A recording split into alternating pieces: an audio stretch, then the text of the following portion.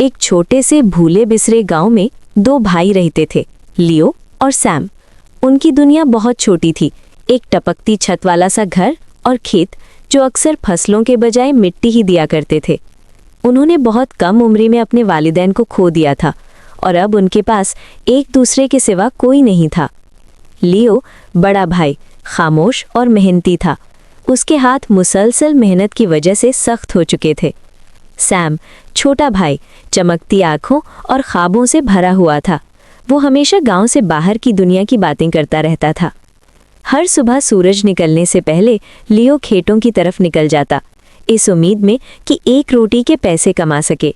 Sam घर पर रहता, फटे पुराने कपड़े सी लेता और सब्जियों के छोटे से बागीचे की देखभाल करता। शाम को वो एक मोमबत्ती की रोशनी में बैठते और सैम एक बोसीधा सी किताब से कहानियां पढ़ता, बहादुर शहजादों और दूर दराज सरजमीनों की कहानियां। लियो खामोशी से सुनता, उसके चेहरे पर कभी कभार मुस्कुराहट आ जाती और भाई की आवाज़ में उसकी सारी थकन घुल जाती। एक सख्त सर्दियों में गांव में एक खौफनाक बीमारी फैल गई। सैम बीमार पड़ गया। तेज़ बुखार ने उसका जिस्म कमज़ोर कर दिया। लियो ने अपनी सारी जमा पूंजी दवाओं पर खर्च कर दी, मगर वो काफ़ी न थी। उसने दिन रात काम किया, हर वो काम कबूल किया जो मिल सका, यहाँ तक कि उसकी अपनी सेहत भी जवाब देने लगी।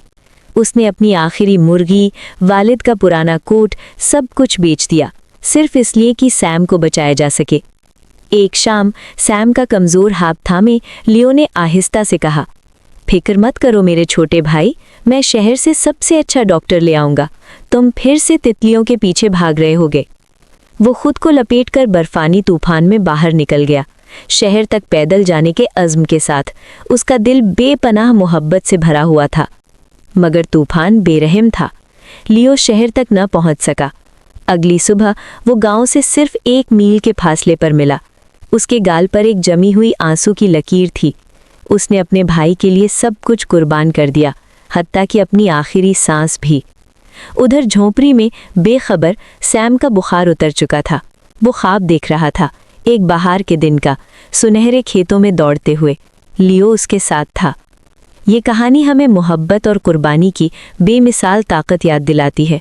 कभी कभी हमारी सबसे बड़ी दौलत वो लोग होते हैं जिन्हें हम दिल से चाहते हैं।